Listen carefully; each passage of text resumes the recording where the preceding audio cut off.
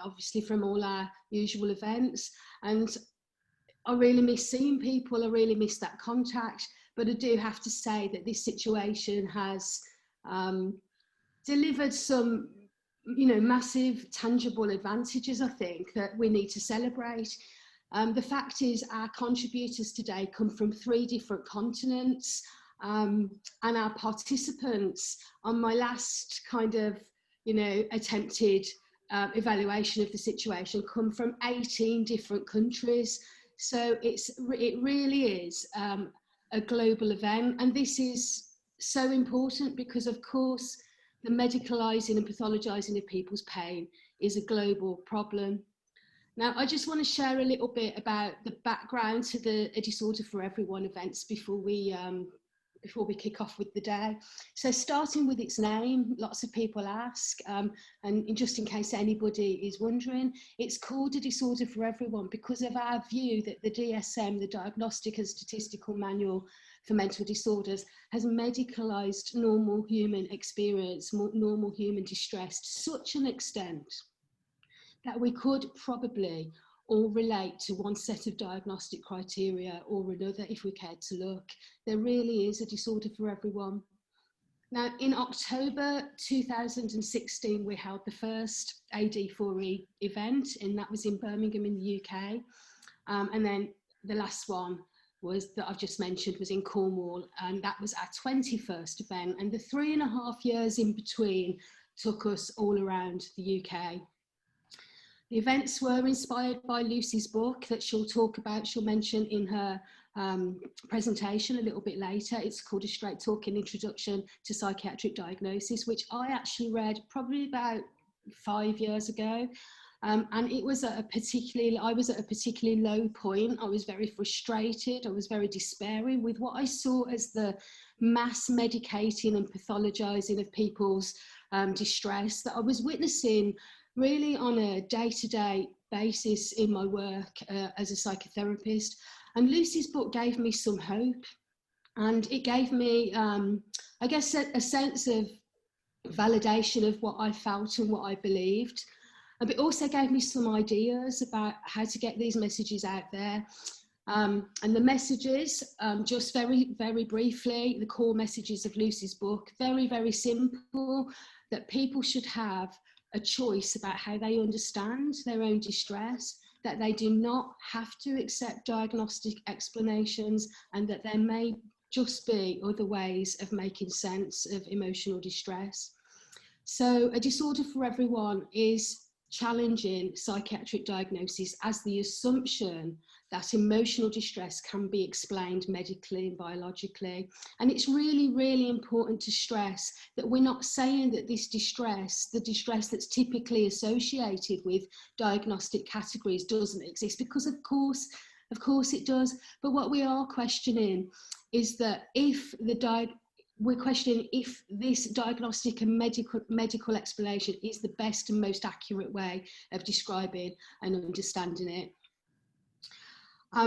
We're also definitely challenging the fact that this mainstream narrative is just so often imposed as truth with no information about the controversy over its scientific validity. Now, Lucy and many of the other speakers today will be talking about all of this in detail, so I'm going to leave that to them. But I do want to quote one of my favourite people, who some might be surprised to hear happens to be a psychiatrist. So Dr. Sabi Tamimi said this. He said, "Psychiatric diagnosis is subjective opinion masquerading as fact. There's no blood test, there's no brain scan. Basically, it's my opinion against yours." And that's the truth. There's no scientific evidence behind psychiatric diagnosis, whereas there's a shed load of evidence about how emotional distress is connected to what has been experienced and to social factors. So that's the challenge to psychiatric diagnosis, and the whole culture of diagnosis and disorder is a big part of the AD4E agenda. But we also explore a whole variety of ways, of different non-pathologising ways of responding. And over the last 4 years, we've had hundreds of contributors from all walks of life speak at our events up and down the country. They include professionals, particularly therapeutic professionals, medical professionals, educational professionals, activists, academics, survivors, poets, artists, authors, and even the odd politician and president from the Royal College of Psychiatrists. And we do feel that the events have at least succeeded in bringing people together to have this discussion.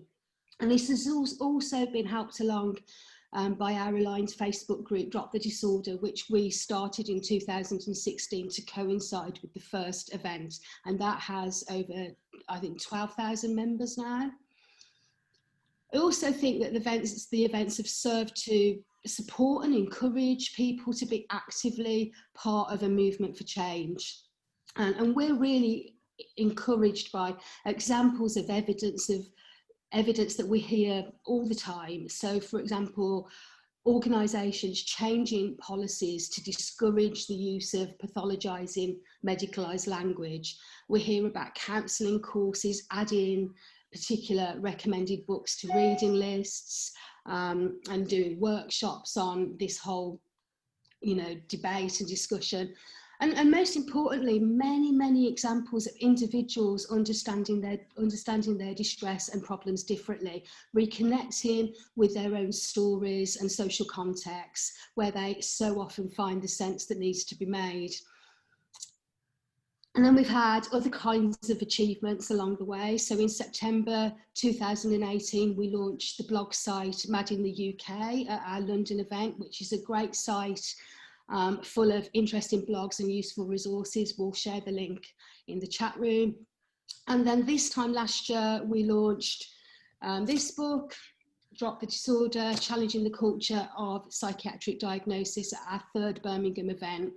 It's a book published by PCCS Books, and it's a powerful collection of chapters on different aspects of the discussion. And now here we are a year later, September again. September seems to be a good month for us, with what I have every confidence will be extravaganza of challenging pathologising crap that is responsible for so much harm.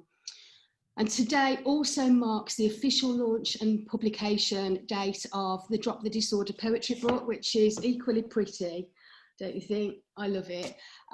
It's an inspiring collection of poems from allies and activists that all challenge the culture of psychiatric diagnosis, and they collectively demand a more humane, respectful, socially informed approach when it comes to responding to emotional distress.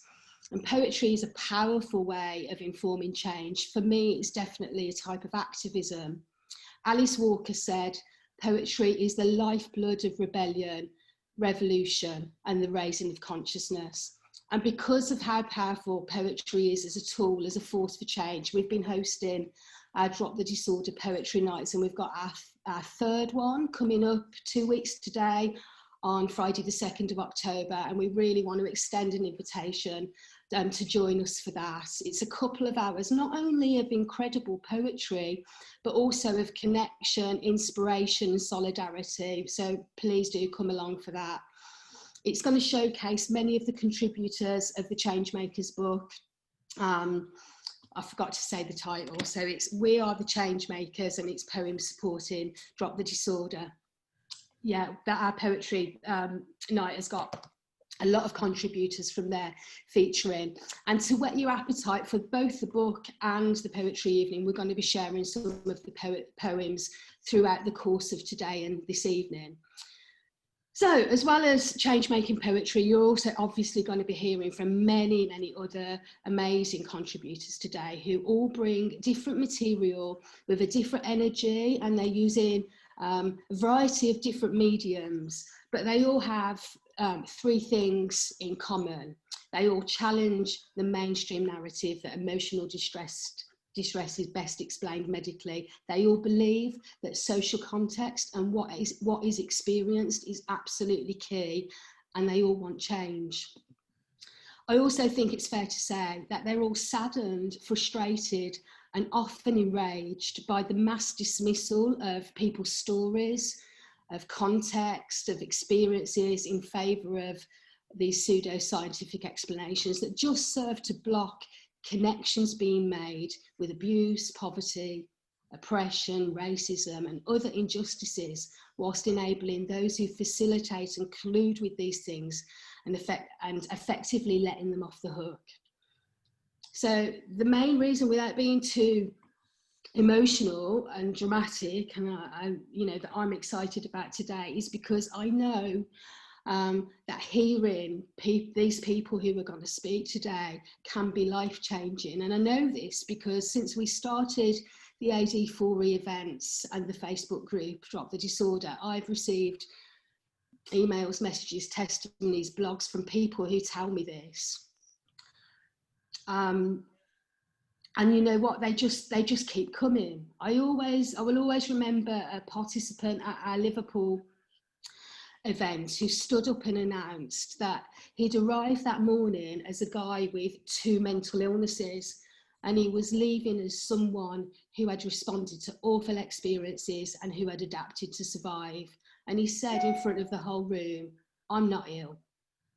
His life changed in that moment as he took the first steps on his journey of making sense of those crucial connections that allowed him to make, proper sense of his distress and problems. And he shared that epiphany in the room with many, and many others share it in different ways afterwards, mostly Facebook groups, emails, etc.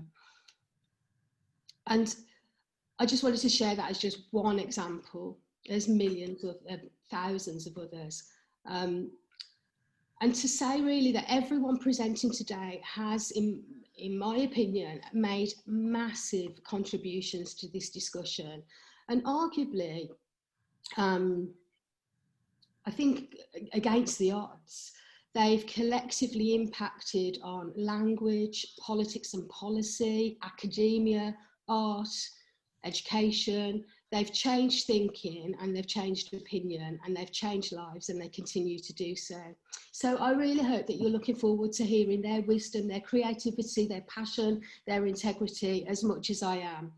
I want to say, please do what you need to do to look after yourself today. Some parts of the day are upsetting, and they're going to affect us all in different ways. So do take care of yourself. Please feel free to dip in and out to suit yourselves. And always remember that most of these talks are going to be added to AD4E YouTube channel and probably the online events library at some point in the future. So you will be able to catch up if you miss anything that you want to see.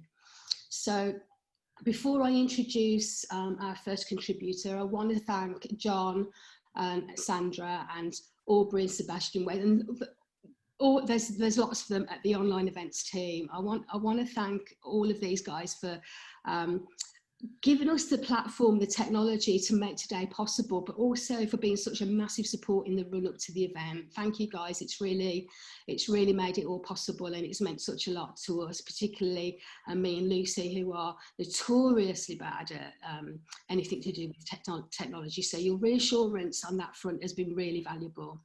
And thank you in advance to all the contributors for giving their time today to bring what they're going to bring, and I'm absolutely confident that it's going to be all brilliant.